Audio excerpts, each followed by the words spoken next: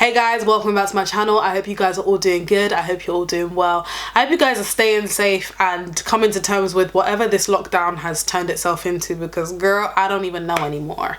So today we're doing something a little bit different on my channel. I keep getting a lot of the same questions asked to me with regards to YouTube, so I thought I'd make a video on 5 things I wish I would have known before I started. I truly believe that a wise man learns from somebody else's mistakes, so I'm giving you mine for free.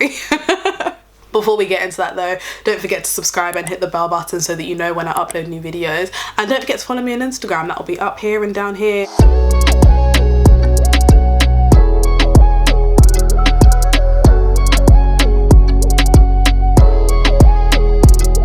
The first thing that I wish somebody would have told me or emphasized to me before I started my channel is how important consistency is, and it's something we keep hearing over and over and over again. When you start, try your best not to stop, and the reason for this is based on the YouTube algorithm. Essentially, the algorithm favors creators that consistently upload because they know that those creators keep their subscribers and other people in the app or on the platform, and the more people are kept on the platform, the more money YouTube stands to make based on that creator's content. So that is number one. Literally, once you start, try not to stop. Which takes me into my second tip. Batch filming is a lifesaver. I work, I study. I know that a lot of other people are also combining very, very busy schedules and life that is already before YouTube. One thing that saves my creative behind is when I batch film. So what I'll do is sometimes I will dedicate a Saturday to filming of content, and I will try and get 3 videos out. And an easy way to do that for me is, for example, I'll do one doing my makeup or doing one talking while doing my makeup, because I need to do my makeup to get ready to film a YouTube video anyway, so that's one video done.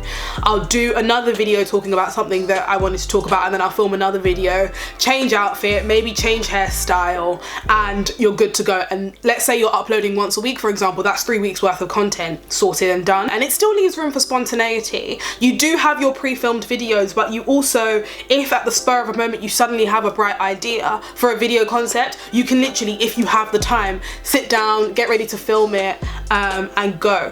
The thing for me personally, and I don't know for anybody else, but me personally, I find that if I feel like I'm running out of content to upload, I get a little bit stressed about it. Whereas when I know that I've got a few videos lined up and another batch filming day scheduled, I feel really at ease, because I've got a flow of content. Should anything happen, there's stuff to put out. It makes life so much easier because you know you're not stressing about content, and say you do have a bright idea, you can always schedule it for your next filming day, or if you really want to, you can film it like right there and then, and you can also add it to your upload schedule as well. So yeah, batch filming is a lifesaver. And in the beginning of my channel, I would try and film like 1 video at a time each day, and that's just like a big no for me.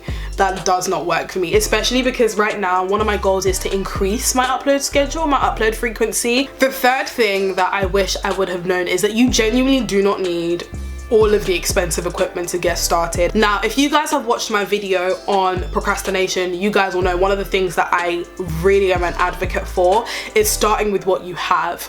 And when it comes to YouTube, I'm even more of an advocate for that. Number one reason being, if you're looking to start a YouTube channel, you're looking to start based off of an idea that you have in your head. Essentially, you don't want to end up putting a lot of money down for something that you're not 100% sure you're going to want to do. You want to try it out for a little bit. You want to give yourself a little bit of a taster of it and see if it's something that you like, because as a viewer, and I'll talk from personal experience, as a viewer, I genuinely thought that YouTube was easy to do in terms of there's not very many steps, there's not much that is required. I mean, look at them, they make it look so easy, and they really, really do. To all of these YouTubers, hats off to you, because bruh, like, y'all make it look easy. These big YouTubers make it look so easy and so effortless, but from speaking to some of them, they're like, girl, it is not. It is not. And from being on this side of the desk, I can tell you myself, it is not.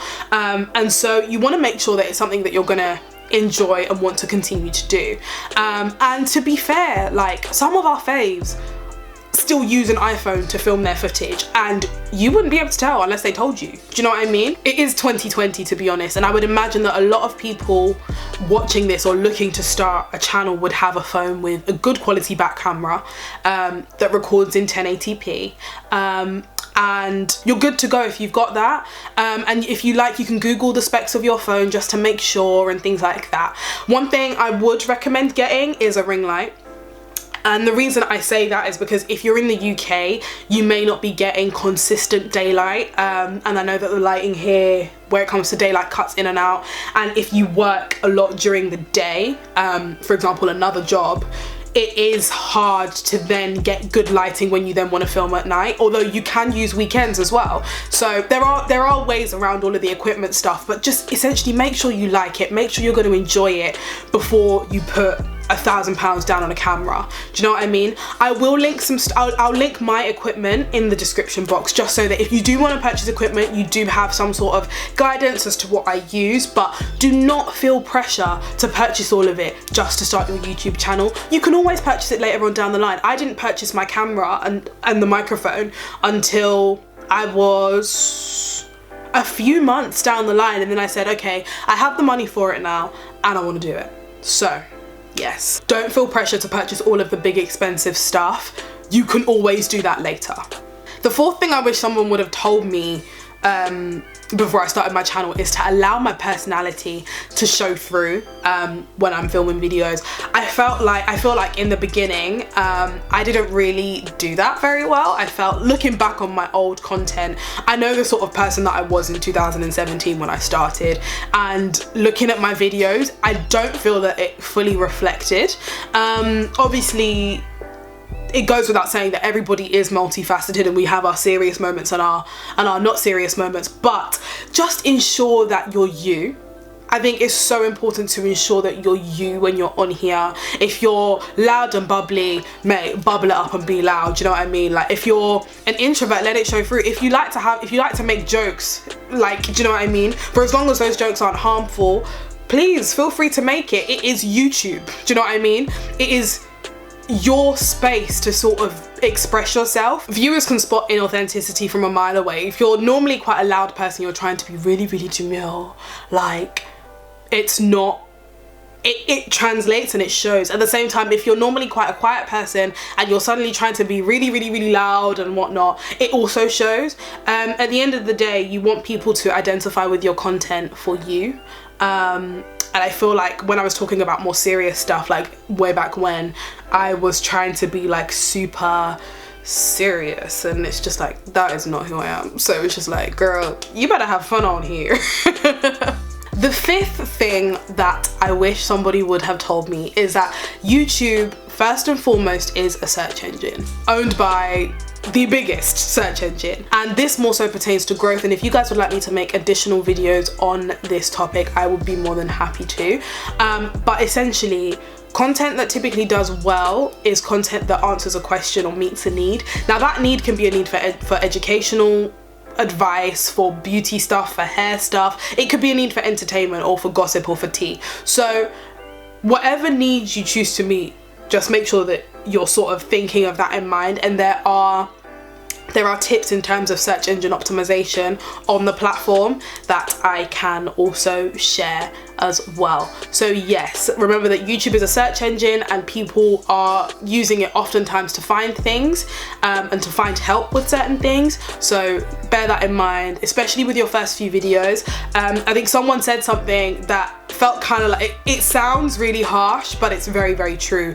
No one really knows who you are until they know who you are. And the way that people find out who you are oftentimes on here is by the question that you answer. For example, Jackie Aina, absolutely love her content. How did I find her? Makeup. A lot of the YouTubers that we love, we searched for something that led us to them. And that could be a need for advice as well, and a need for productivity tips as well. All of those things count as adding value in some way, shape or form and answering a question. So just bear that in mind, especially when you're filming your first few videos. And yeah, a bonus thing, because y'all thought it was over, a bonus thing that I would say I wish I had known before starting is to just have fun with it. Do you know what I mean? As much hard work as YouTube is, it is actually a lot of fun. I've met some of my favorite people through this platform, and also it's given me a creative outlet that I never knew that I needed. It's really weird to say this, but I genuinely really do enjoy editing videos, and I'm trying to learn like different ways to like edit so that my edits are more fun and more creative, and I'm trying to think outside the box, and it's opened up a whole world of creativity that I never really knew existed before I started. So just have fun with it. Like if you're looking to start, don't put so much pressure on yourself to like get to XYZ number of subscribers by a certain point in time. It will happen as it happens, but genuinely have fun, and that fun will translate. And yeah, when I've not been producing content, I've felt like I wish I was producing content again. So yeah, if you guys have any questions with regards to content creation at all, please leave them down below. I do intend on making some more videos on this topic. So yeah, that's it from me, guys. I hope you enjoyed this video. If you did, don't forget to give it a thumbs up. Don't forget to subscribe. I love you all so much, and I'll see you in my next one. Bye, guys.